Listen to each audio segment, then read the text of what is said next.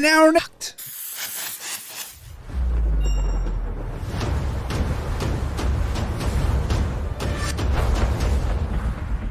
And what is up, Man Hour Nation? Michael Buckeister here with the Man Hour. We start every morning with the Daily Shocked, and today's Shocked is no different. It's a little bit of controversy this, a little bit of that, a little bit of bing, bada boom, bada bing, ba ba ba ba. You know how it is. But if you guys do not know, there are several things happening here in the NFL. The Kansas City Chiefs are looking to possibly get a new stadium. The Buffalo Bills are getting a brand new stadium. But I was trolling the old Twitter webs and YouTubes and whatnot, watching other shows and interacting with them and whatnot. Nick Wright has a YouTube show now, which is kind of surprising to me, but whatever. He says if the Kansas City Chiefs move to Kansas from Arrowhead Stadium, that he would no longer be a Kansas City Chiefs fan. You heard that right. If Kansas City Chiefs move to Kansas and a brand new stadium, he will no longer be Kansas City Chiefs fans. Well, guess what, Mr. Nick Wright? We don't want you as a... Back up. He did put a disclaimer on that. He said he would no longer be a Kansas City Chiefs fans until Patrick Mahomes leaves the Chiefs, and then he would no longer be a Chiefs fan. So therefore, that tells you we don't want Nick Wright on our fandom duel stuff anyways. Let's just be flat out honest about that. But to say that you will no longer support a team because they switch states, we're right there on the freaking state line. We're literally like 15 minutes from Kansas anyways, right? And when you look at Arrowhead right now, it's literally in the middle of the freaking cornfield. They have a Taco Bell across the street, and then they have a Cocoa Keys or some indoor water park hotel that's it's dungy and nasty anyways. Of course they want to move from Arrowhead. Yes, it is the loudest stadium in the world, but you know what? The fans make it, not that stadium. Build a brand new stadium, make it more ergonomical or whatever it's called to make that noise get down in there like they did at Sporting KC Park. I mean, come on. But come on, guys, to no longer be a fan because a team decides to change stadiums, switch states or whatever. Get over yourself, Nick Wright. Get over yourself. But Man Hour Nation, are you ready for the best damn radio show on the planet? Man Hour Nation, rise up.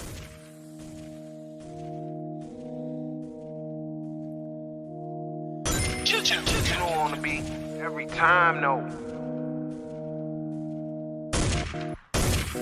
I would like to personally welcome you to Man Hour After Dark. Say that thing. While I bring you the host, Mike, Buck, and Cone. You know who's coming to the sports talk than what you about to hear right here. I second that. Go.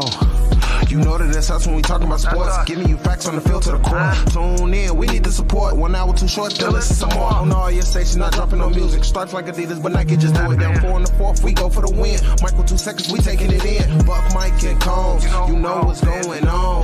Man, now we're After Dark, no LA, we the big spark. No 4th and inches, won't cut short. Got the best talking, it's all sports. Buzzing more than buzzer beaters. We coming live all through your speakers, go. And what is up, Man Hour Nation? Michael Buckeister here with the Man Hour. If you be most inclined tonight, head over to manhourradio.com. Check out the blog section. Check out the merchandise section. Check out the clips section over like over there. I now have the clips organized out there, so you can click on your team. You can click on, hey, I want to learn about the Buffalo Bills. Click on the Buffalo Bills. We'll see what Buck has to say about the Buffalo Bills. It'll take you to everything that we've ever talked about the Buffalo Bills in the last year of the Man Hour here. And guys, we got a mediocre show for you today. I can't bluff. No, I'm kidding, guys. I always try to put on the best damn sports show out there. I do got my man Beastie Combs coming up here on hour number 2 on the phones. Excited to talk about, or to talk with him, not about him, talk with him.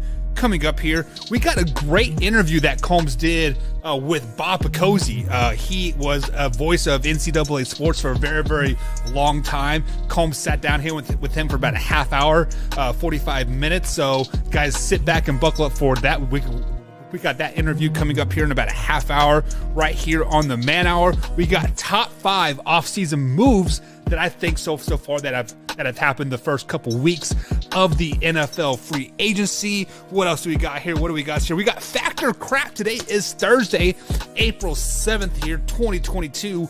We got Fact or Crap coming up. I got 6 Factor Craps lined up. And then, of course, we're going to talk to Combs at 7:15 East Coast time right here on youtube.com/Man Hour about some opening day, because today is opening day. So happy opening day to everybody that is, Major League Baseball fans. So we got some burning questions to ask Combsy and whatnot. And guys, man, I am fired up. I mean, Thursdays are like by far the best day of the week. Let's just be flat out honest, because when you sit back and you think about it, Thursdays, you're over that hump, right? You can see the end. You can see the light at the end of the tunnel, and you get the most work done at work. It is the most productive work day of the whole work week, because once you come to Friday, you're like, oh, the weekend's here. I'm not going to do crap all day. Once that noon hits, I'm done. But if you guys do have access to a computer between 8 and 3 p.m. East Coast times, be sure to head up to bellyup.tv. You can check out your boys' Man Hour over there at 8 a.m. East Coast time and 3 p.m. East Coast time right there on bellyup.tv. Also, if you have Roku and Apple TV, they do have video on demand, so you guys can always check us out over there as well. Or, of course, iTunes, Spotify, and iHeartRadio and all the good stuff over there. But bellyup.tv is where all the magic happens right here on the Man Hour.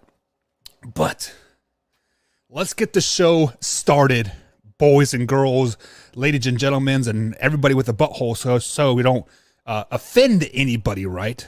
We don't offend anybody. Some big news happened in the NFL yesterday after some stuff started leaking out that Stefon Diggs was unhappy with his contractual obligations in Buffalo. Shortly after that, boom. Hey, man. The Buffalo Bills said, hold my beer. Stefon Diggs, let's give you $70 million guaranteed. The deal is up worth to like $107 million with incentives, but $21.1 million on a sign-on bonus with an extra, $50-some million guaranteed money. So he is guaranteed $70 million with the Buffalo Bills over the next several years when he signed his contract extension. Man, my first things first, man, is where are all these teams getting to pay these players, right? Because Josh Allen is going to be up for a pretty big contract here. They just gave Von Miller $120 million. They give Stefon Diggs $100 million, right? So the Buffalo Bills are building to win right now. This is a good signing for them. Stefon Diggs is a hell of a wide receiver. Let's flashback when he was with the Minnesota Vikings. He did some out-of-this-world stuff. It is absolutely crazy, some of the stuff that he was able to do.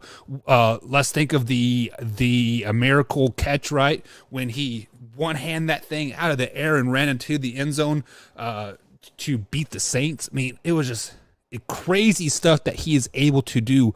But for the Buffalo Bills to lock up Stefon Diggs for the next several years, with Josh Allen still in his prime, Stefon Diggs still in his prime, and his high-flying offense, they are definitely trying to build a championship or win a championship right now in Buffalo. So if you are a Buffalo Bills fan, you guys should be very, very excited. Yes, I dogged on the Von Miller signing here, but this Stefon Diggs signing is actually very, very big. I got a freaking splinter in my hoodie. That's weird. But yeah, I mean, this is great for the state of New York, the city of Buffalo, and the western part of New York in general, right? You guys are getting a $700 million stadium. You got Josh Allen locked in. You got Stefon Diggs locked in, and you have a team that's built to win right now. They are doing everything they can to, bring a championship to the Buffalo Bills organization.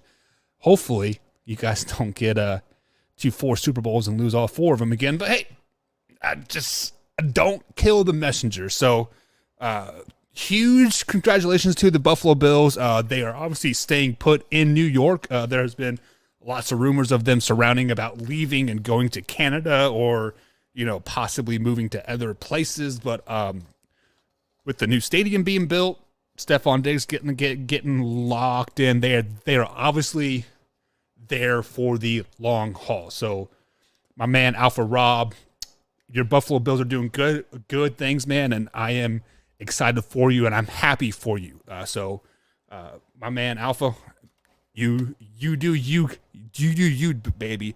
So this offseason has been really exciting, right? I mean, the Buffalo Bills are making big moves. The Miami Dolphins made a semi-big move, right? We talked about the worst 5 moves earlier this week. One, signing Aaron Rodgers, losing Devontae Adams, right? And we're not going to go through all of them because I don't have the list in front of me.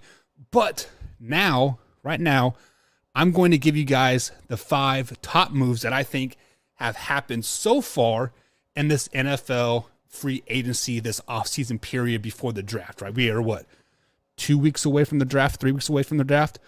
So it's going to start to die down a little bit here, I think.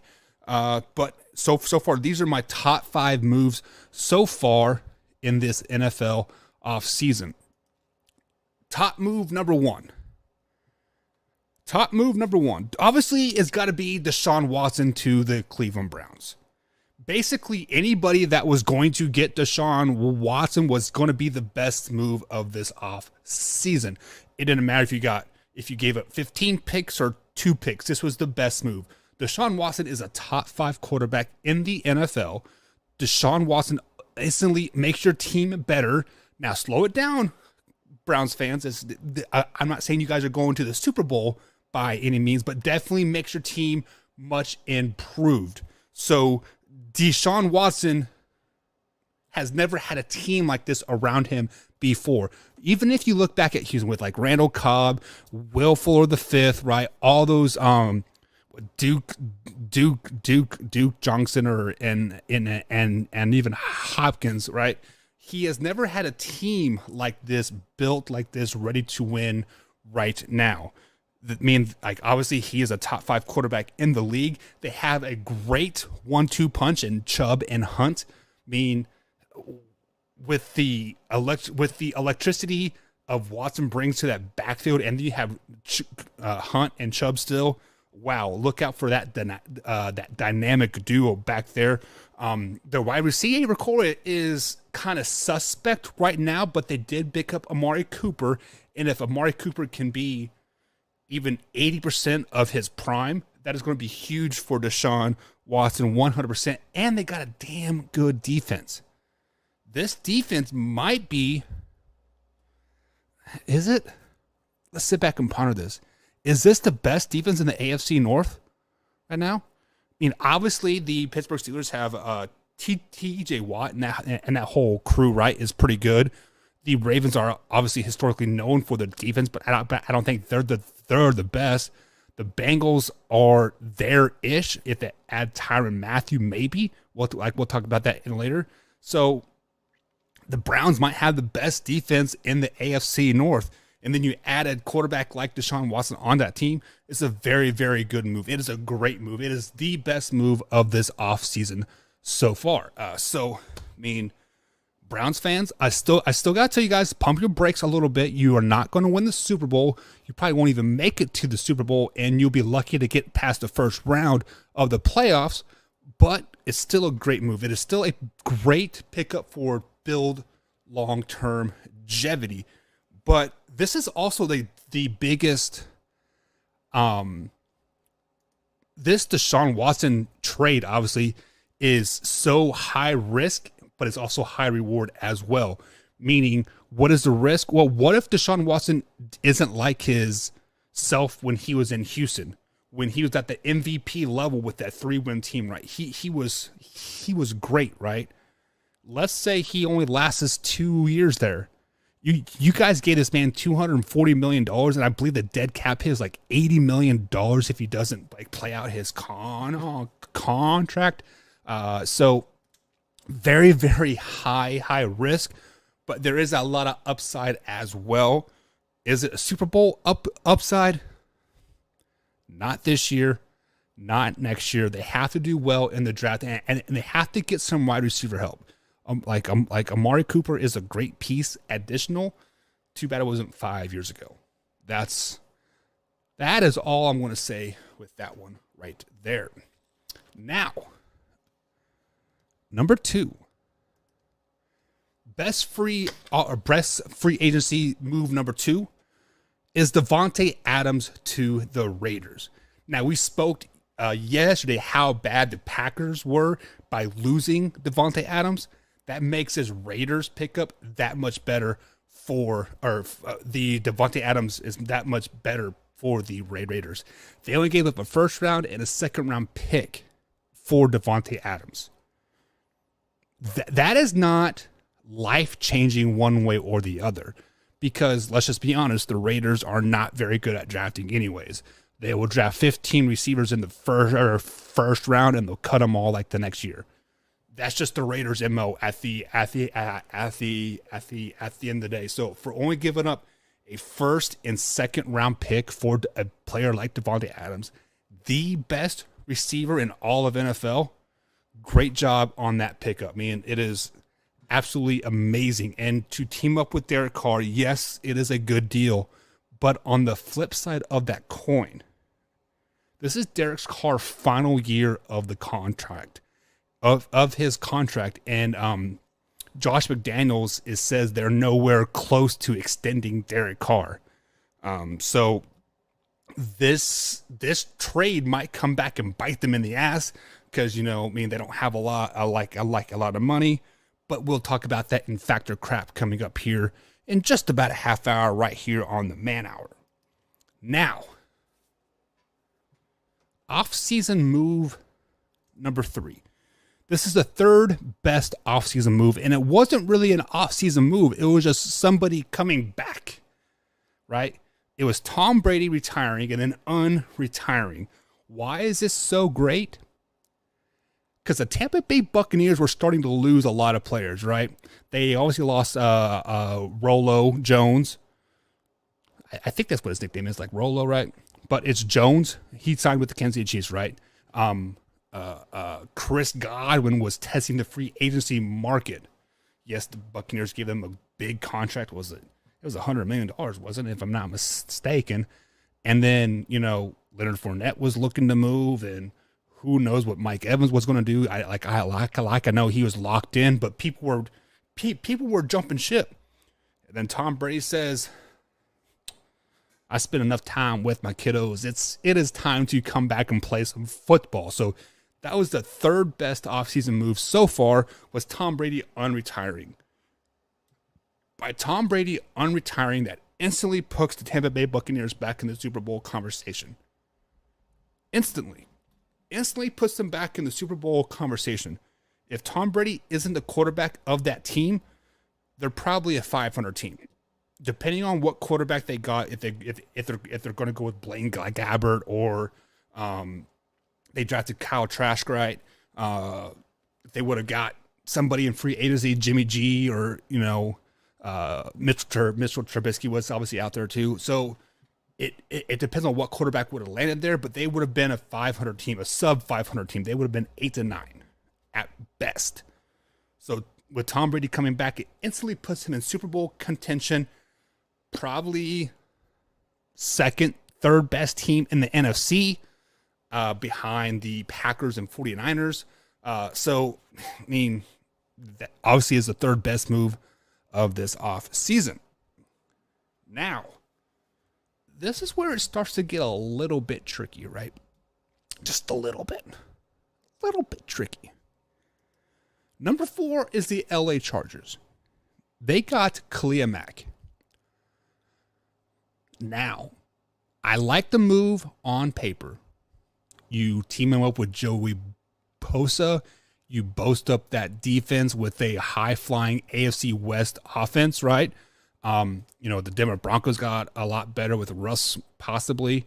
The Raiders are good with Davante Adams. You still got the Chiefs, so you really need to boost that defensive side, and adding Khalil Mack, a player like Khalil Mack definitely helps your pass rush, right? And it helps take double teams off of Joey Bosa as well. So I do like this move if Khalil Mack can perform like we are used to seeing him perform, not last year, but the previous years. Like last year, I was not very impressed with him. I don't know if he just lost his drive, lost his will.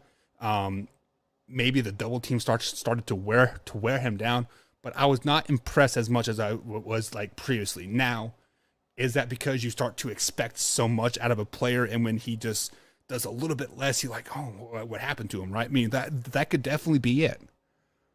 But this is a great move. This is the fourth best move of the 2022 NFL offseason is Khalil Mack to the LA Chargers. Now, number 5. When you think of this move, we all see the surface. We see Pro Bowl Tyreek Hill go to Miami, right? I don't think that is the fifth best move this offseason. The fifth best move was Kansas City trading Tyreek Hill. Why? They got 5 draft picks in return. 5 draft picks in return. They also signed Juju Smith-Schuster. They also signed MSV, right? And then they had the ability to move up in this year's draft and to get a wide receiver like Tyreek Hill in this year's draft. There are several of them that have his speed, have his capabilities, but better route running skills. We are in the world right now where your team is going to have a 3 to 4 year window to win a lot of games, win playoffs, win Super Bowls. You have to be able to draft well and win almost instantly.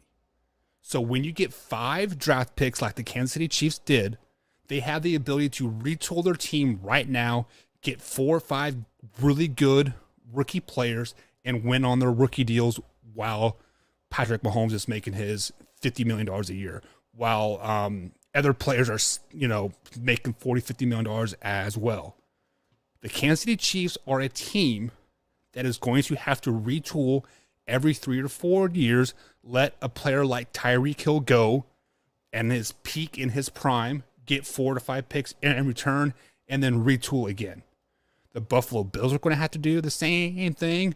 We're going to have to probably see the Raiders do the same thing because of the fact that they are paying these massive contracts to 2, 3, 4 players, so they have to do that. This was a great move for the Kansas City Chiefs, getting 5 draft picks for a 29-year-old receiver.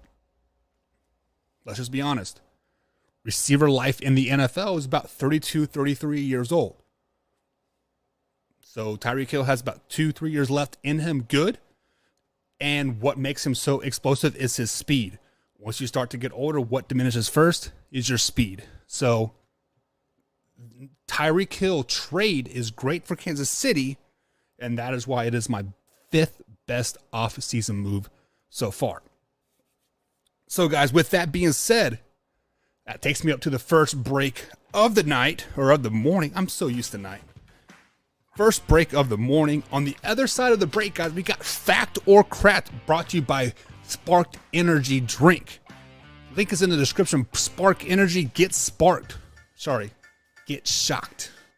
Shocked Energy. They have a Spark mixer that I have. So I will show you guys that next week when my nasal spray comes in. I'm really excited to try that, see how it is. We'll get a live instant review to see how it feels, see whatever, because I'm not a huge fan of snorting stuff, but so we'll see how that is. But Shocked Energy, Factor Crap, guys, coming up here right after this break on Man Hour.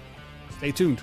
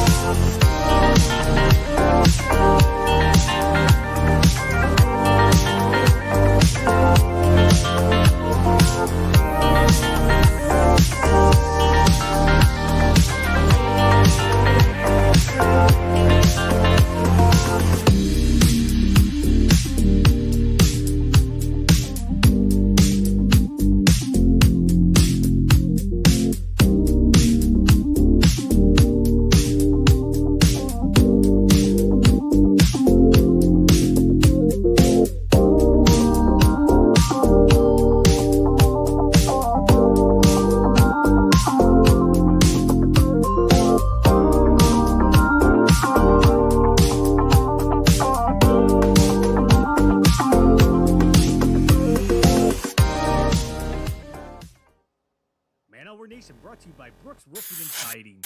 Contact them at 812-868-7663 or online at brooksroofingin.com.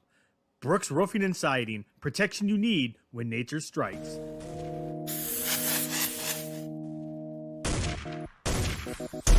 And welcome back to the Man Hour, guys. Michael Buckeister here with the Man Hour. You can find me on the old Twitter machine at manhour_buck. Of course, you can go to manhourradio.com.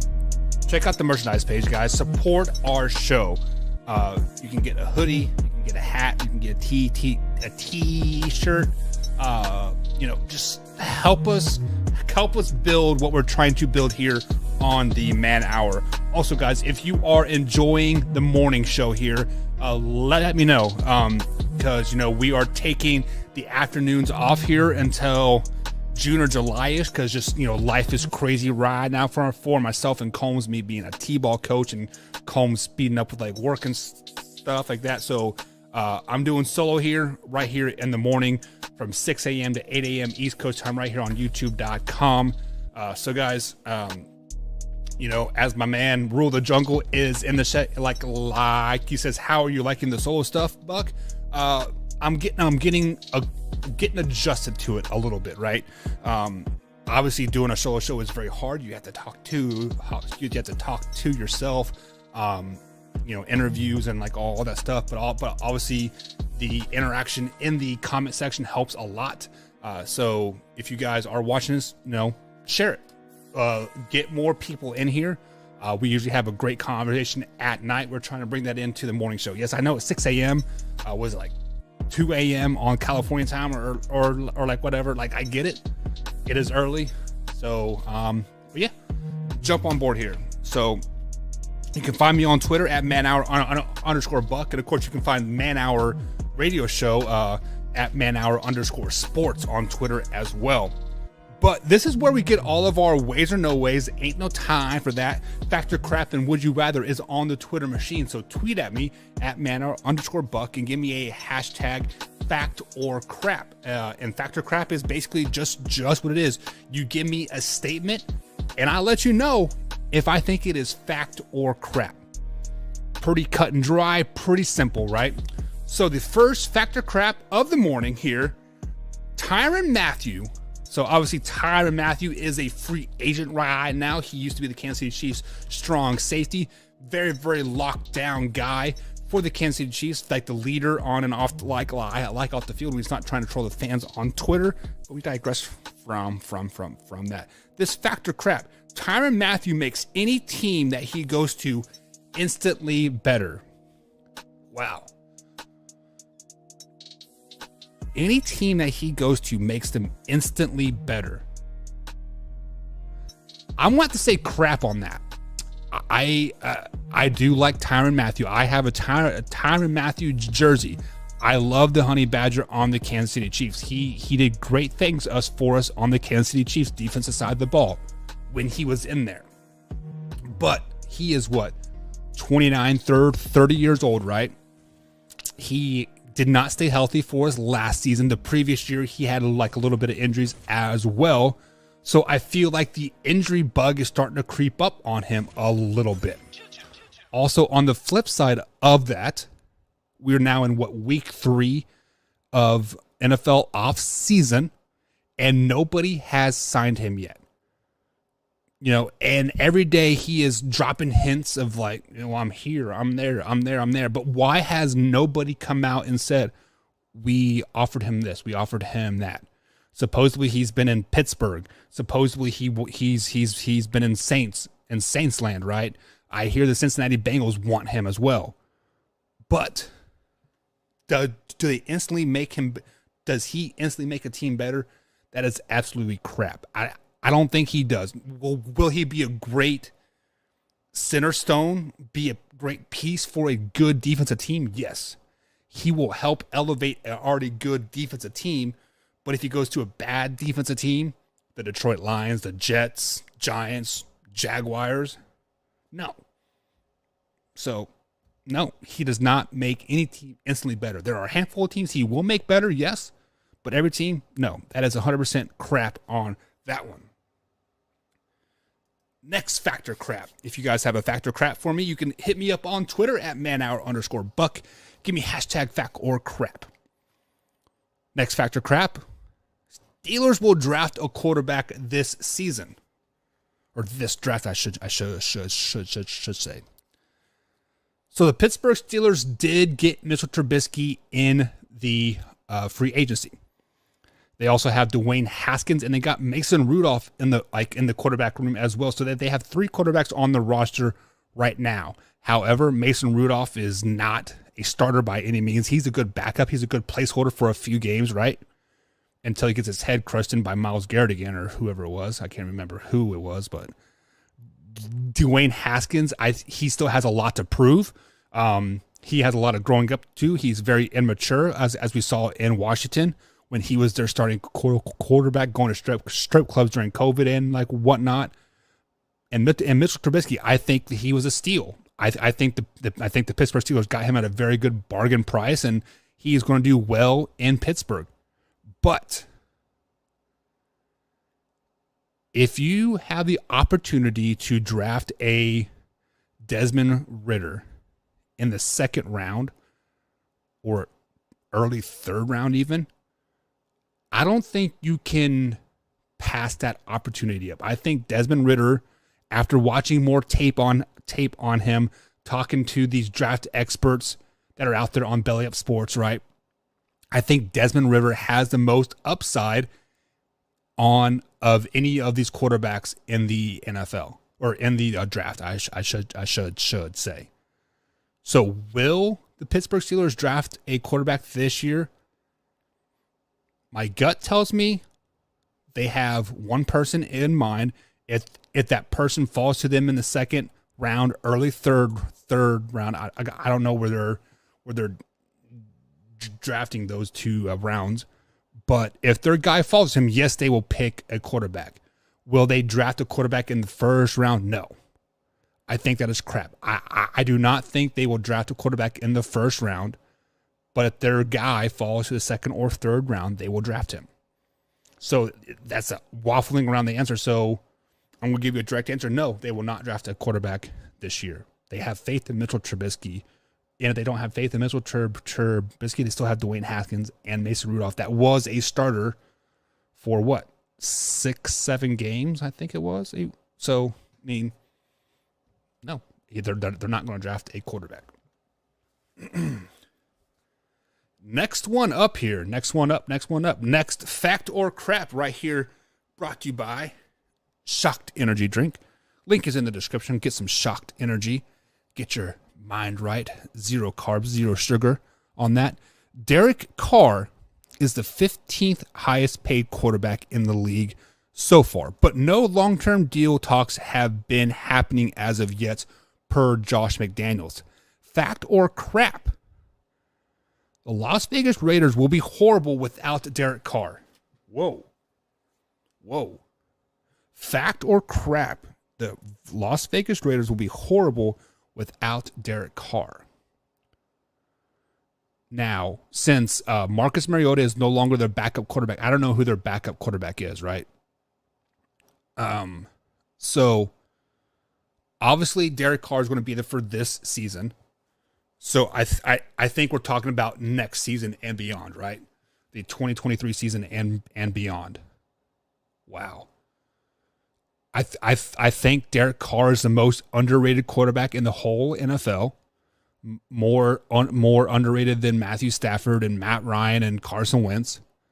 I think he has gotten better each and every year he has been in the NFL, but every year he gets bombarded with trade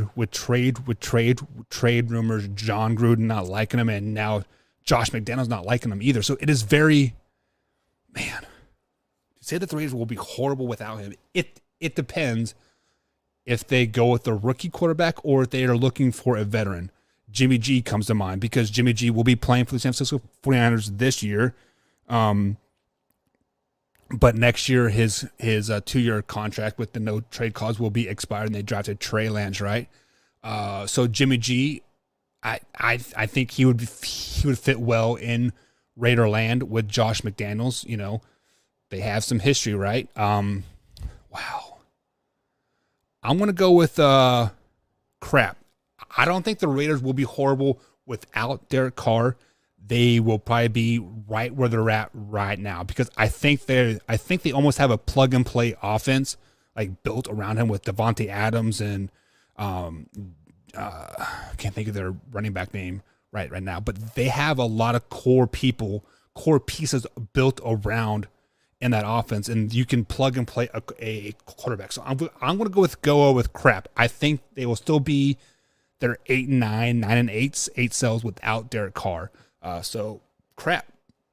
Oh man, guys, for some reason I'm just kind of weird today. Oh well. Next crap or crap. Next fact or crap coming up here. This is pointed toward Arizona Cardinals here. Since Kyler Murray has removed all of his forms or all of his associations with the Arizona Cardinals on social media, the Arizona Cardinals will draft his replacement this year in the draft. Ooh. Man, there are a few Kyler Murray-ish quarterbacks in this year's draft, right? Malik comes to mind, the kid from Liberty. I don't think they'll draft Carroll. Desmond Ridder looks a lot like Kyler Murray. Wow. Draft his replacement. I'm going to go with crap on this one as well. I think Kyler Murray is just throwing a immature tantrum right now. He will come out and play this year with the chip on his shoulder, show the NFL that what he's capable of doing or not capable of doing. So this year I'm going to go with no, they're not going to draft his replacement, but you got to play well, Kyler, this year. You got to play well. All righty, so the next factor crap before we got an interview with Bob Picosi coming up. Really excited about that. But factor crap, the Detroit Lions will win the AFC North. The Detroit Lions will win the NFC North. Wow. Every time the last 2 seasons I picked the Detroit Lions to do well, they've shit the bed. But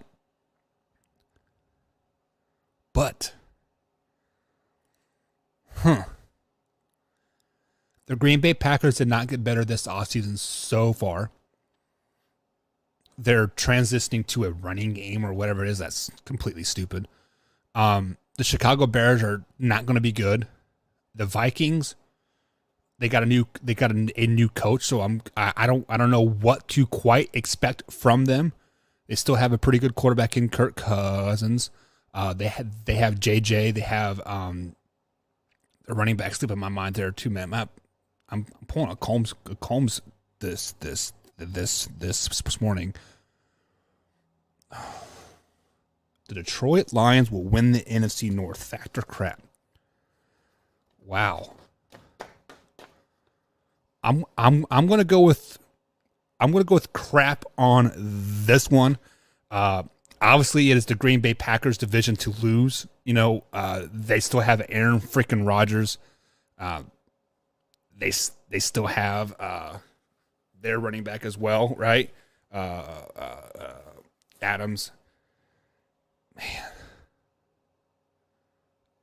I'm gonna go with crap. I'm gonna stick with it. And I'm going to go out on a limb, a way too early limb, a way too pre-early limb here. But I think the Minnesota Vikings win the NFC North this year. So crap. The Detroit Lions do not win the NFC North. They do not win the NFC North. So crap to your statement there. So guys, that is going to be it for fact or crap. Brought to you by Shocked Energy. Link is in the description if you guys want a low calorie or 0 calorie, 0 sugar energy drink. people like me that have high cholesterol, we need to bring that cholesterol down. We need to cut back on the sweets and sugars and like all that stuff. Shocked Energy is a perfect way to do that. But guys, we are going to go take a quick break. On the other side of the break, we got the interview with Bob Picozzi. Sit back, relax, and enjoy, guys. We'll be right back. Commissioner Cooper from TSS Fantasy. We are the fantasy show of the people. That means we give the people what they want. Expert fantasy advice, leading medical and legal analysis, free contests, and innovative games to keep you entertained. Watch us live with the Tiki Live app on the Belly Up Sports channel, subscribe to us on YouTube, or follow us on all social media platforms.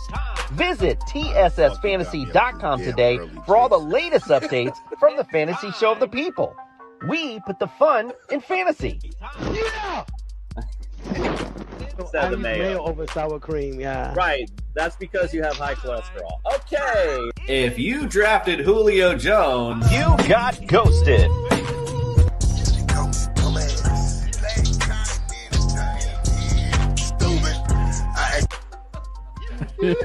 This is amazing. TSS Fantasy is like an orgasm. If I had a cigarette, I'd smoke it. I'm pumped to be here. This is the show of shows.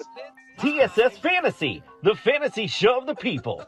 I was built to last with the webs I'm weaving. I could change the past. I'm achieving. Got my foot on the gas. Never stop competing. If you break my fast, then this life's gonna end. I wanna be the best in the game, invest in my name, check no restraints, I'm obsessed with the pain, I ingest, I retain, assess and I change, possessed by the thought I'll be free one day from society's restraints, money, clout and fame, mud, disease, a plague, we all love to hate, have to play the game, have to make a name, all our insecurities are on display. This is war with the enemy, think that it was meant to be, living in a time where disease is on every screen, I won't let them fester me, I know most are festering, negativity is a plague for the mentally weak, no mercy, all I got is working, never stop searching, never quench the thirsty, I'm toxic and psychotic, for this logic, you can't stop it, it's been chronic, since I was a boy, so neurotic and chaotic, go! To last with the webs I'm weaving, I could change the past with all I'm achieving, got my foot on gas, never stop competing. All right, Man Hour Nation, welcome back to the show. I am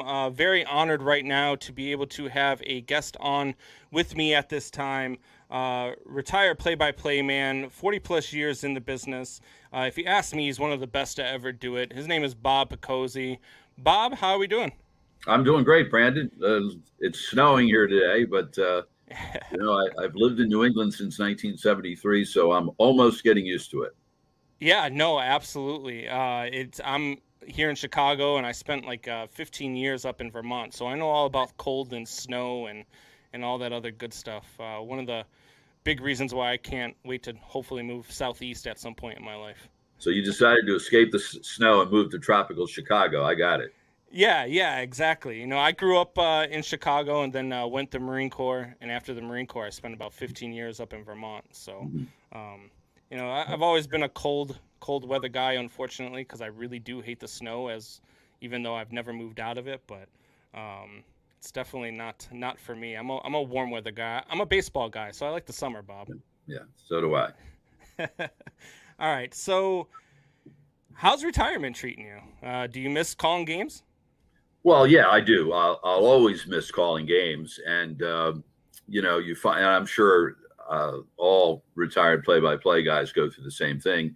You watch a game and you imagine what you would say at this moment, particularly, late in a basketball game where it's close and there are a lot of timeouts. You wonder what you would say, and so I will always miss calling games, but I also enjoy retirement very much. I love the idea that when I get up in the morning, I don't have to be somewhere.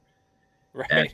And there are times where I will go for days and days without getting in the car, going anywhere, especially, in the last year during the pandemic. I've only been out of the state of Connecticut once since the pandemic started. But I enjoy retirement very much. I enjoyed my career, and I'm also enjoying my retirement very much. Oh yeah, I'm sure.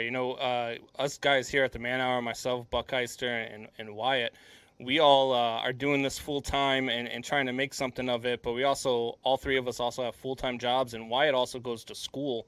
He's still hasn't graduated high school yet. So we know all about can't wait until we're in your shoes where we can just stay home and not have to worry about anything. But, we're a long ways away from that anyway. So let me ask, let's go into calling games. It's something that has always been a dream of mine. Like I really want to get into calling baseball. And I know Wyatt, he works a lot with the Indiana High School Association, and he calls a lot of their games. He just called the state championship games down in southern Indiana. So we're really interested in the life of being a broadcaster itself. What is it like to become a broadcaster, for one, like the journey to it, and then how do you really get into being, calling it on the highest levels?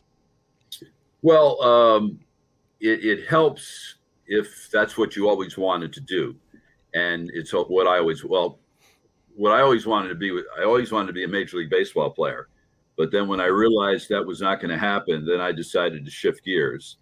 And then I decided I want to become a play-by-play announcer. And I was 10 years old when I made that decision. And I never outgrew the dream.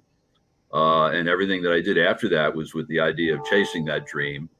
Probably the most important decision I made was the decision to attend Seton Hall University because of the reputation of its campus radio station, WSOU.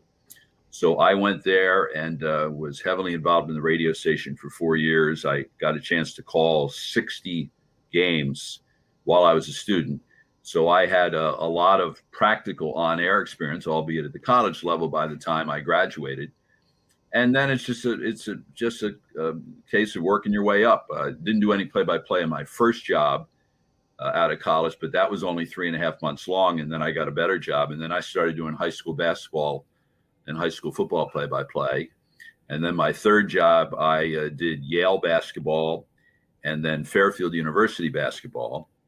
And then I kind of made a sideways step and became a local TV sports anchor for 19 years. And I had very few play-by-play opportunities during those 19 years. It was definitely a good career move at that point. But by the time I left there, the play-by-play opportunities had increased so much, especially on TV. And then that's when I started working for ESPN and started doing games for them. And also other, I did some games for Fox. I did the UConn women's basketball local TV package. And so, I love doing it. And it's, I guess to answer your question, the more games you do, the more opportunity people who hire have to hear you, and hopefully they like what they hear. And just like anything else with repetition, you ought to get better. If you don't, there's something wrong. Yeah. And so I think one of my great regrets is that I didn't keep track of how many games I did. I'm sure it was over 1,000, but I wish I knew the exact number. But I love them all. And whenever I watch a game, particularly college basketball, since the overwhelming majority of games I did were college basketball, it always reminds me of games I did in that arena. Oh, I remember when I did this and they played. All right, Man Hour Nation, welcome back to the show. I am very honored right now to be able to have a guest on with me at this time. Retired play-by-play man, 40-plus years in the business. If you ask me, he's one of the best to ever do it. His name is Bob Picozzi. Bob, how are we doing? I'm doing great, Brandon. It's snowing here today, but I've lived in New England since 1973, so I'm almost getting used to it. Yeah, no, absolutely. I'm here in Chicago, and I spent 15 years up in Vermont, so I know all about cold and snow and all that other good stuff. One of the big reasons why I can't wait to hopefully move southeast at some point in my life. So you decided to escape the snow and move to tropical Chicago. I got it. Yeah, exactly. I grew up in Chicago and then went to Marine Corps, and after the Marine Corps, I spent about 15 years up in Vermont. So, I've always been a cold weather guy, unfortunately, because I really do hate the snow, even though I've never moved out of it. But it's definitely not for me. I'm a warm weather guy. I'm a baseball guy, so I like the summer, Bob. Yeah, so do I. All right, so how's retirement treating you? Do you miss calling games?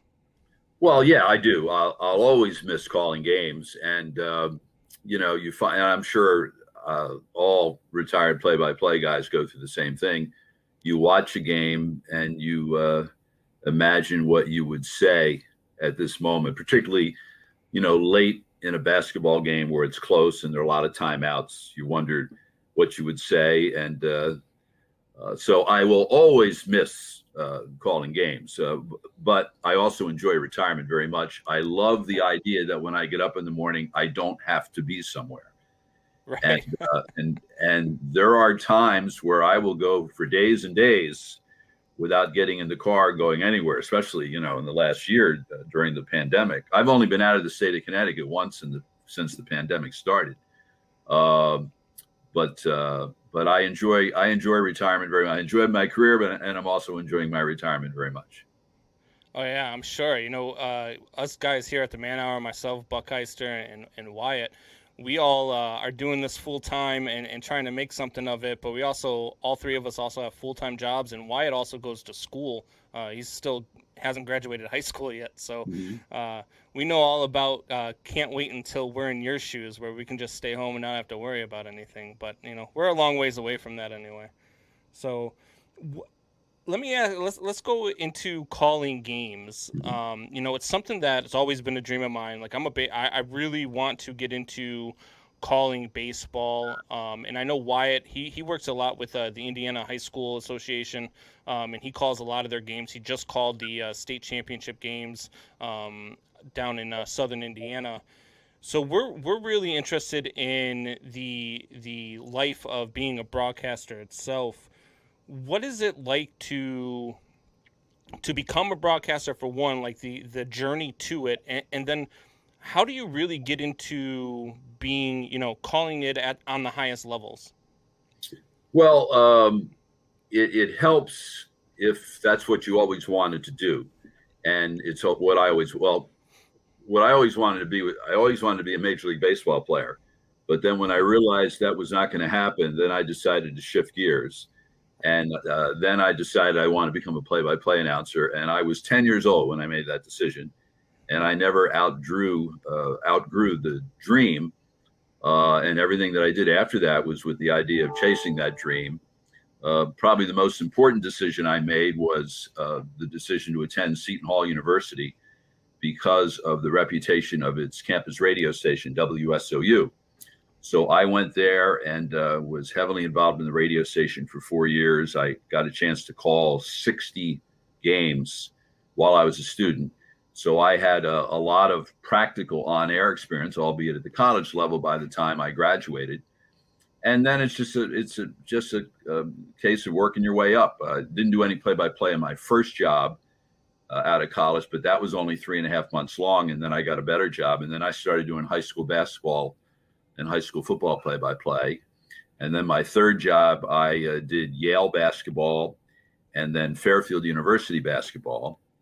And then I kind of made a sideways step and became a local TV sports anchor for 19 years. And I had very few play-by-play opportunities during those 19 years. It was definitely a good career move at that point. But by the time I left there, the play-by-play opportunities had increased so much, especially on TV. And then that's when I started working for ESPN and started doing games for them. And also other, I did some games for Fox. I did the UConn women's basketball local TV package. And so, I love doing it. And it's, I guess, to answer your question, the more games you do, the more opportunity people who hire have to hear you, and hopefully they like what they hear. And just like anything else with repetition, you ought to get better. If you don't, there's something wrong. Yeah. And so I think one of my great regrets is that I didn't keep track of how many games I did. I'm sure it was over 1,000, but I wish I knew the exact number. But I love them all. And whenever I watch a game, particularly college basketball, since the overwhelming majority of games I did were college basketball, it always reminds me of games I did in that arena. Oh, I remember when I did this and they played and that kind of thing. And I have a pretty good memory, and all of those memories are very warm ones. Yeah, so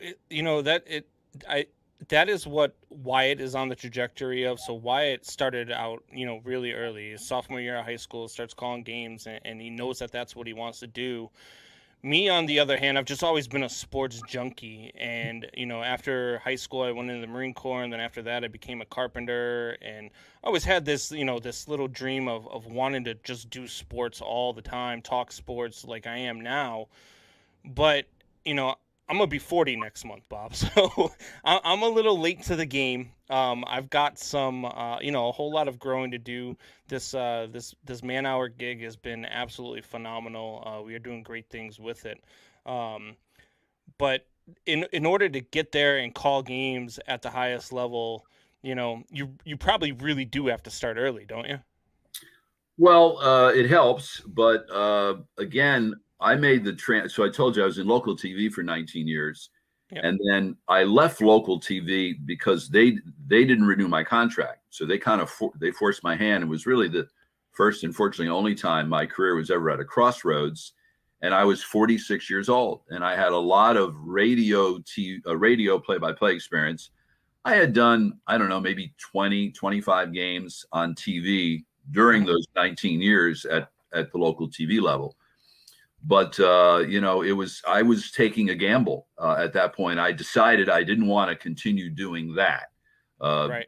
Didn't want to continue being a local TV sports anchor.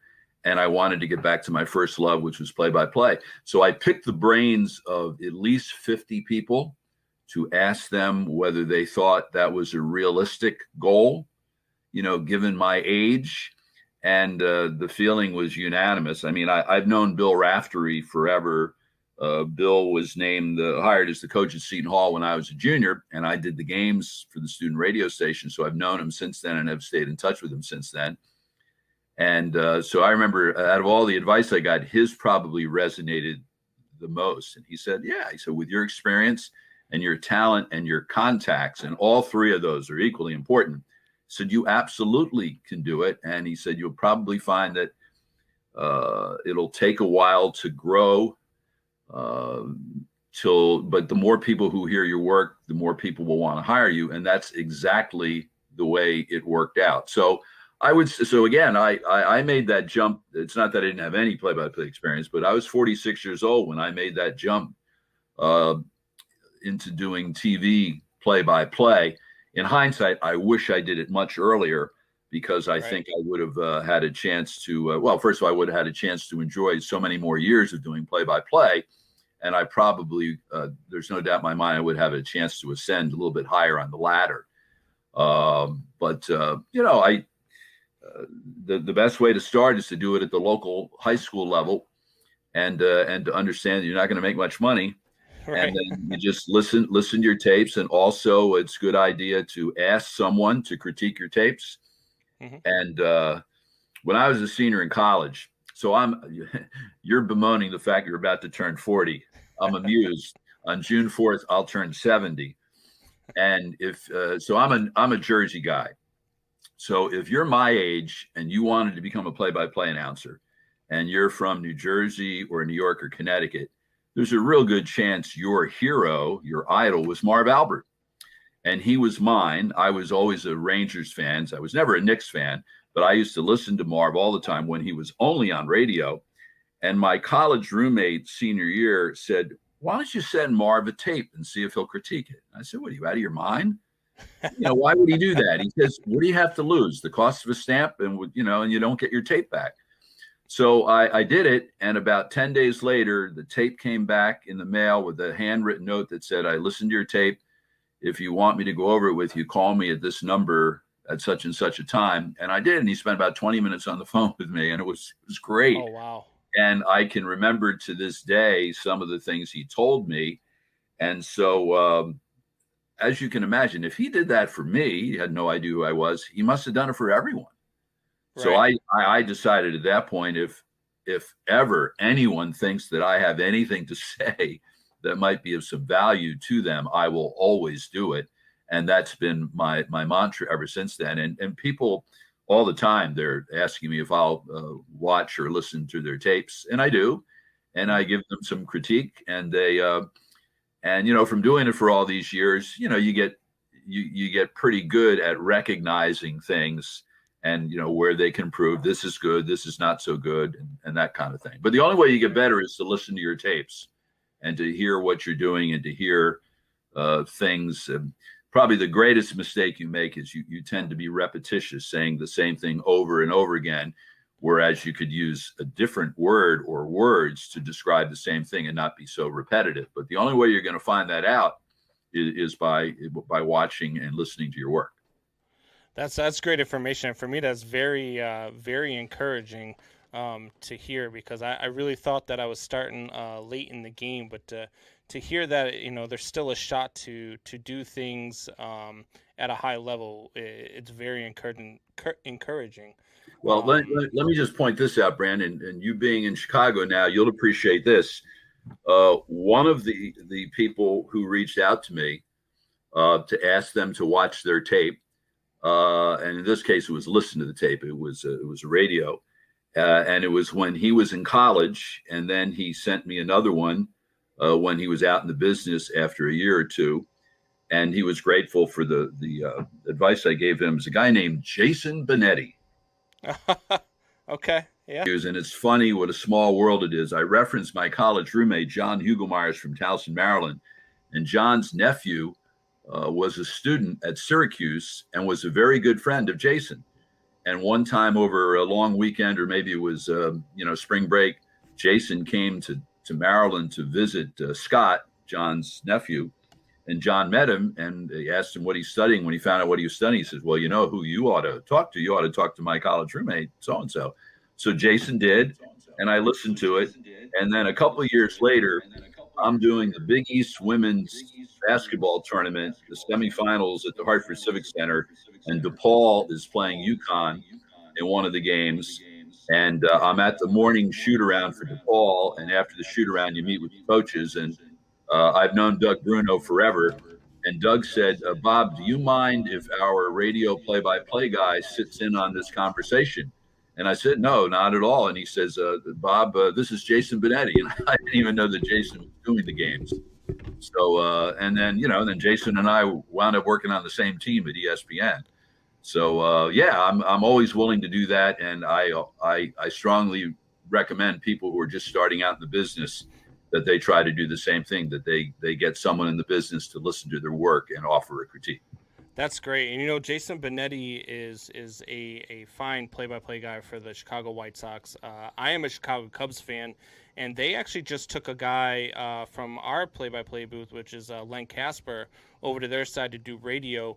And he's leaving TV to do radio. And a lot of the Cubs fans were upset, obviously. He's going to the South Side. We love listening to Len Casper call games.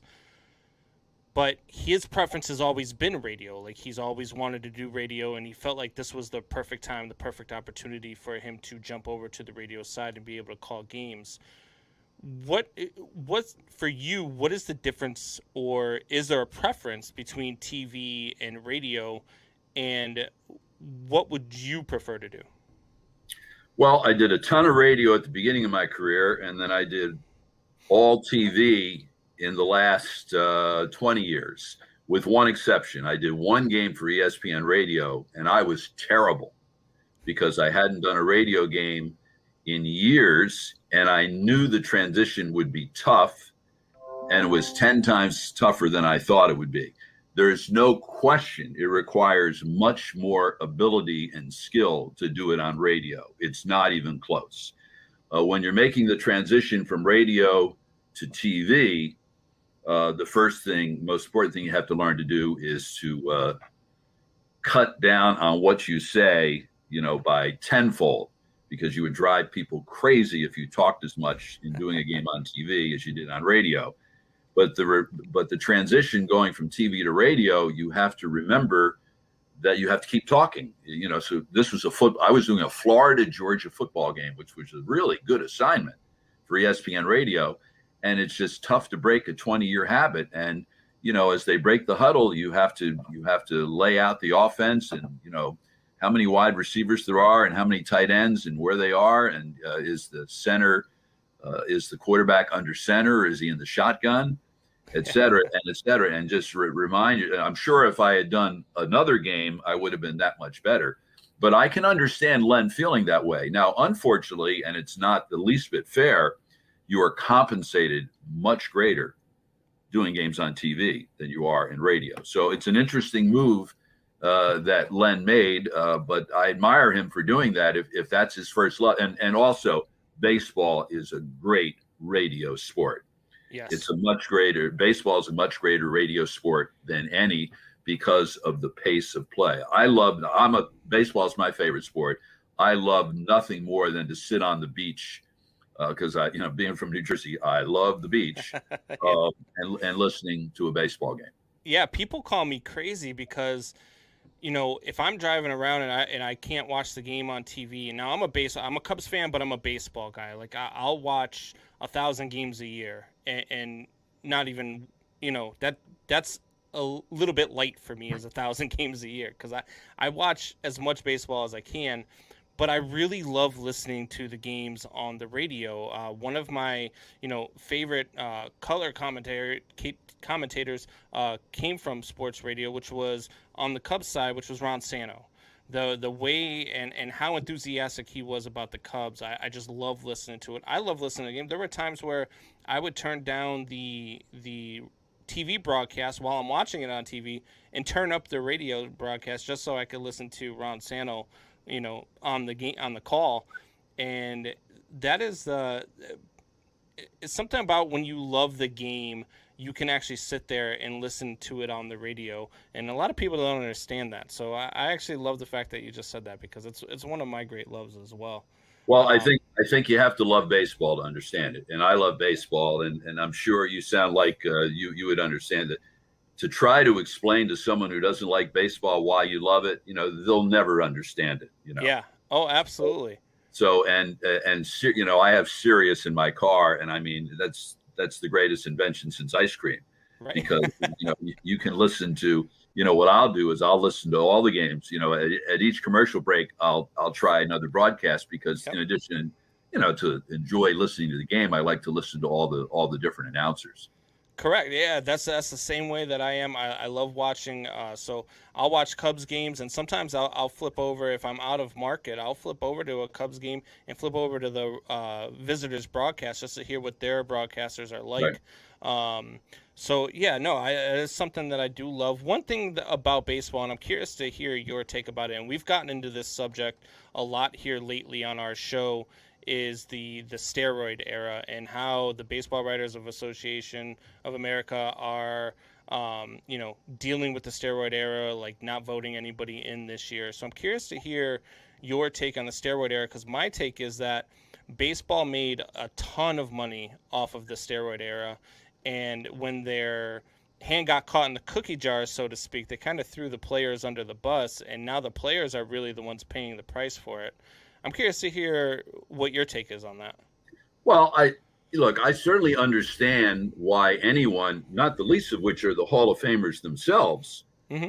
who feel the way they do about people who use PEDs, and how it was not a level playing field. It's such a complicated issue, because if you follow the career, Barry Bonds, I don't believe ever tested positive, but I think you're not going to find many people who don't believe that he used PEDs.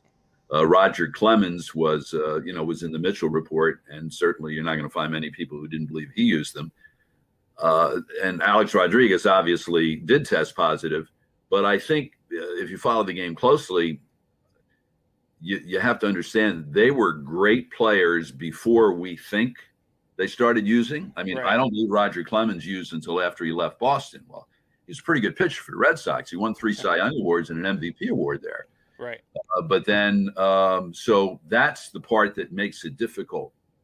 Right. How do you navigate that? Were Clemens and Bonds and A-Rod Hall of Fame players, before they started using PEDs? The answer could very well be yes. Right. And if the answer is yes, I think I would vote for them. But that's why when people ask me who's the greatest at this and that, I'm going to give you two different answers. One that completely disregards PEDs and one that disqualifies people because of PEDs. Right. If you ask me who the greatest left fielder was in baseball history, if you disregard the PEDs, it was Barry Bonds. Correct. But if you want to disqualify him because we think that he used PEDs, it would be Ted Williams. And, you know, and I would do that. I think Clemens is the greatest right-handed pitcher in baseball history if you discount the PEDs when you look at all of his accomplishments. So I don't know. I think I probably side with the Bob Costas school of thought that, you know, I'd probably vote for them, but there should be a notation on their plaque that is applicable and that is fact-based about whatever their involvement was with PEDs. Yeah, and I'm a big. It's funny. The ball that sits over here on my shoulder is actually a Barry Bonds autographed baseball, and I'm a big fan of Barry Bonds. I think Barry Bonds is the greatest player to ever step on the field. You look at the numbers, you look at the things that he did throughout his career. I'm on that bandwagon that Barry Bonds is the greatest of all time. But then you look at like I was talking about, Baseball Writers of America not voting for these guys. It's almost like they decide who they like because there's a overwhelming majority that believe that next year a guy like David Ortiz is going to get in, and he has a positive test on his record, but he is very well liked among the media, and Barry Bonds was not for whatever reason, you know. So I feel like, and then you look at guys like Ty Cobb who got in and their background and stuff that you hear about them, and it's almost like they're drawing a moral compass line, and you tend to wonder, you know, where does that moral compass line stop? But well, I mean, you know, Pete Rose is in his own separate category because that has been the law of the land since the Black Sox scandal. Yeah. It is a rule, and the sign is on the clubhouse door everywhere. So he violated that rule. And not only does everyone know what the rule is, but they know what the penalty is that comes with the rule. Agreed. And there's a reason why since the Black Sox scandal, there's only been really one person that's been involved and linked with betting, right? And it's right because it's a deterrent, and the deterrent has worked. You know, Ty Cobb, I'm sure what you're referring to is a pretty good indication through history that Ty Cobb was a racist. Yep. Well, being a racist doesn't directly affect. Look, there's no one on earth I despise more than racists, but that doesn't affect what you did on the field. Using steroids does. So I'm not so sure I agree with you with the popularity or the unpopularity. I don't know who would be. I don't know who would be a good case. The problem with Andy Pettitte was very popular with the media and very popular with the fans. The problem is his Hall of Fame credentials are borderline anyway. Personally, I would vote for him because he's got 18 postseason wins, which is the most ever. And he played on 5 championship teams. And also he is, I'm pretty sure about this. I think there are only 2 pitchers in baseball history who finished 100 games over 500 and who are eligible for the Hall of Fame, who are not yet in the Hall of Fame. And they are Roger Clemens, and we know why, and the other one's Andy Pettitte. So, and you know, Pettitte hasn't received any significant support so far. I'm not suggesting that Pettitte's resume is anywhere near as great as Clemens' resume, but I don't think you're going to find anyone who says, well, I'm not voting for Pettitte because I don't like him, because Pettitte was universally liked. And, you know, the way he handled it, he fessed up. He said, yes, I did it. This is why I did it, to rehab from an injury. But I don't know what the answer to that is. I can certainly appreciate how the hardline Hall of Famers, and most of them are hardliners, don't want to have anything to do with people with a PED history getting into their hallowed halls. Yeah, and it's funny that you mentioned Pete Rose, because that's one of the arguments I always get is, well, if you're going to let these guys in, then Pete Rose definitely needs to be in. Well, you know, what changed? I used to be on that camp too. I used to be like, well, what Pete Rose did on the field, I mean, it's unquestionable. But the gambling on the game, what changed my mind was actually a conversation with one of his former teammates, and he said, look, he's never getting in, and he shouldn't be in because he gambled on the game, and it's the one rule that we all know, and he broke it. So that's kind of what changed my mind was that view of it. You know, and I think the steroids era is just a different topic, and it's a debate that is going to go on forever, I'm sure. But you know, I guess we'll see. Time will tell whether or not these guys get in. I believe that they should be in. Others believe that they shouldn't be in, and ultimately, I don't get a vote. So that's the one thing that remains to be the same, is I don't get a vote, so I don't get to say who gets in. So before I let you go here, I do want to get back into your times as a play-by-play guy. I got a couple of fun questions I'd like to ask you. First and foremost, what is your favorite memory calling a game? Well, I don't think that there's a definitive answer to that question. So I'll answer it two different ways. I had done, as I said, games on local radio at the beginning of my career. And then when I went to work for ESPN, I did games on a regional basis. Back then, the Big East Network, the games were produced by ESPN Regional Television in Charlotte, and they were just that. They were regionally televised. They would always be in the markets of the two participating teams, and they would frequently be on in other Big East markets where the team in that market didn't have a game that night. They might be on as many as 40 different TV stations, but they weren't nationally televised. And the first time that I did a game on national TV was an NCAA. I also did a lot of women's college basketball. Was an NCAA women's basketball tournament game, a second round game at the University of Texas in March of 2002. And as I was walking into the Irwin Arena in Austin that night, I was well aware of the fact that this was the first time I was going to do a game that was going to be on nationally. It doesn't change the way you prepare, nor change the way you call the game. And I never once thought about it once I was on the air, but it kind of hit me as I walked into the arena. But probably the most memorable game I called, I did the America East Men's Basketball Championship game for a number of years. And it was a Stony Brook at Albany game. And the America East is one of these leagues where they play the championship game on the home floor of the higher seed of the two finalists. And the atmosphere is off the charts. Right. Because it's obviously a one-bid league. You either win the conference championship game and go to the NCAA tournament, or you go home. You know, there's never going to be an America East team that's going to get an at-large berth in the NCAA tournament. So Albany had a player from Australia named Peter Hooley. And Peter, between the time he signed his letter of intent to go to Albany and the time he actually left for school, his mom was diagnosed with cancer. So at first, he didn't want to go. But she convinced him to go. Don't worry about it. You know, I'll be fine. I'll get the treatments. You know, your dad's here. Your sister's here to take care of me. I'll be fine. So he went off to school. And then I think it was his senior year. I'm not 100% sure about that. His mom started her condition took a turn for the worse. And his dad said, you know, I think you better come see her. So he took a leave of absence and he went home and he essentially sat vigil in her hospital room for 14 days, and then she passed away. And then he took a little more time off, and this is during the basketball season, and then he decided it's time to go back to school. And his dad and sister went with him because they felt he would need that support system. And they didn't stay very long because they saw that he had another family, the Albany basketball team and the coaches and the student body who all knew about it. And he had a tremendous support system there. So they went back home.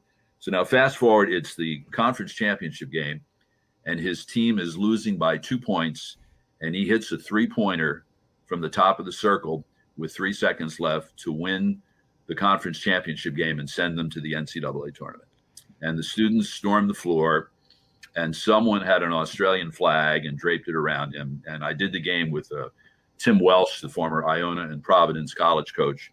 And Tim interviewed Peter on the floor, and he's got the Australian flag around his shoulder. And the shot wasn't clean. It was a rim rattler and went in. And he said, I think my mom, you know, helped with a little body English there to send it in. And it was just, so it was the whole scene. You know, I think we did a pretty good job. of setting up the storyline early in the broadcast and then having to revisit the storyline when he made the game-winning shot. So for those reasons, that was memorable. It's the America East is always the first championship game that's played on that Saturday before Selection Sunday, and there are about 15 conference championship games that are played that day, and so ESPN has games wall to wall, and they, at halftime and between games, they're going to the studio, and they must have played that highlight, 20 times over the course of the day. Yeah.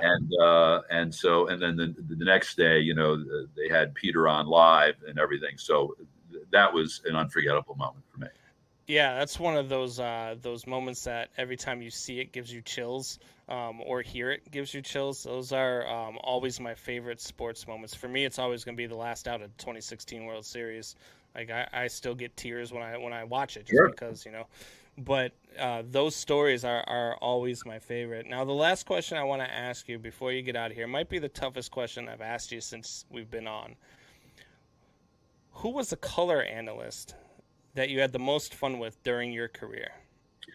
Well, that's not tough at all. I mean, first of all, I had fun with a lot of them, but the one that I had the most fun with was Bill Raftery. Okay. And it has everything to do with the fact that I've known him forever. And it was interesting. Of course, Bill was at the very top of the food chain. As you know, he does the Final Four for CBS. So he always did games for Big East, for ESPN and CBS. And then when the Big East fell apart and rechristened as a new league, Fox got the TV rights.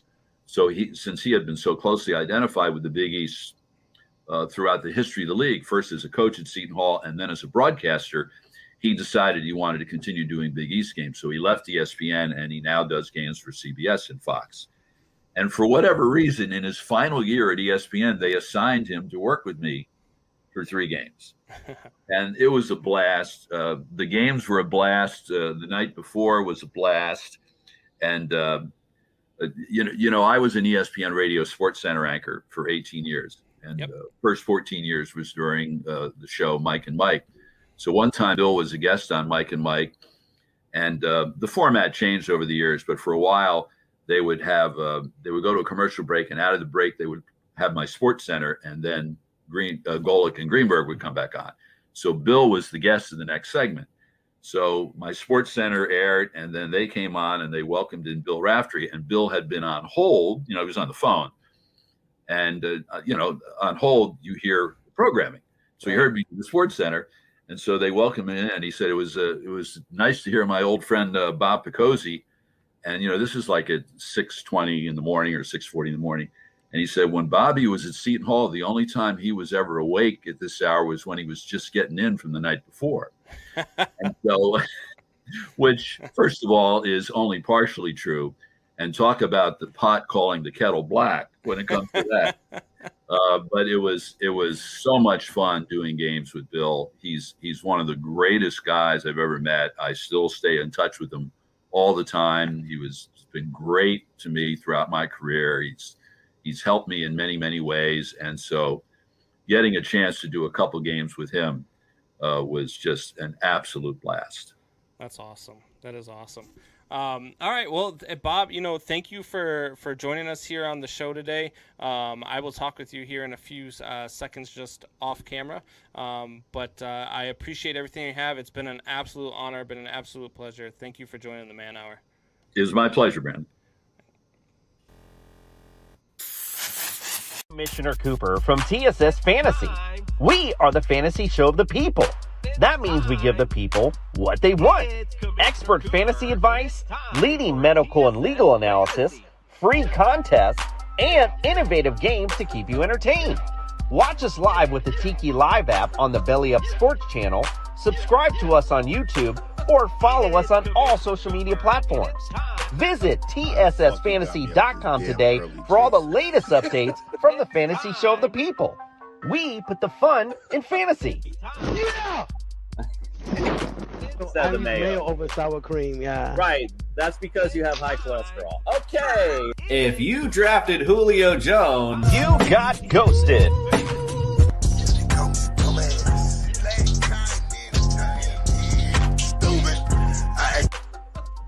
This is is amazing. TSS Fantasy is like an orgasm. If I had a cigarette, I'd smoke it. I'm pumped to be here. This is the show of shows. TSS Fantasy, the fantasy show of the people. I was built to last with the webs I'm weaving. I could change the past. I'm achieving. Got my foot on the gas. Never stop competing. If you break my glass, then this life's gonna end. I wanna be the best in the game, invest in my name. Check no restraints, I'm obsessed with the pain. I ingest, I retain, assess and I change. Possessed by the thought I'll be free one day from society's restraints. Money, clout, and fame, mud, disease, a plague. We all love to hate, have to play the game, have to make a name. All our insecurities are on display. This is war with the enemy, think that it was meant to be. Living in a time where disease is on every screen. I won't let them fester me, I know most are festering. Negativity is a plague for the mentally weak. No mercy, all I got is working. Never stop searching, never quite so thirsty. I'm toxic and psychotic, but there's logic, you can't stop it. It's been chronic since I was a boy, so neurotic and chaotic. Go! To last with the webs I'm weaving. I could change the past with all I'm achieving. A comment made after the White Sox Astros game last night that the Astros possibly could be cheating again. Ryan Tepera after the game said you just have to look at it. You have to look at their swing and miss ratio at Minute Maid compared to their swing and miss ratio on the road. So I did. And their swing to miss ratio at home compared to on the road, when they are on the road, they have 400 over the season, over 400 more swing and misses on the road. That's a lot. That is a lot. That's an average of about 6 per game. But that's a lot. And maybe there's something to it. Maybe there's something to it. Maybe it's not trash cans this time. I have heard, people talking about whistling. The Yankees had actually said something about whistling coming from their dugout earlier in the season. The Oakland A's took exception to maybe some whistling from the dugout coming from the Oakland A's this season. There's something to it. 400 more swing and misses on the road than at home. That is a ton of swing and misses. And then Dusty Baker wants to come out today and say, well, if you're going to accuse me, you gotta look at yourself. No, Dusty. We have to look at the team that just got caught for this last year. The reason why you're the manager is because of this scandal. And it's still the same players. You wouldn't be the manager of this Houston Astros team if it wasn't for the fact that they all got a deal and got out of trouble for snitching on everybody who was doing it. And then the managers took the brunt of the blow. It's atrocious. And there's absolutely 110% something to it. Just look at the numbers. That's the eye test.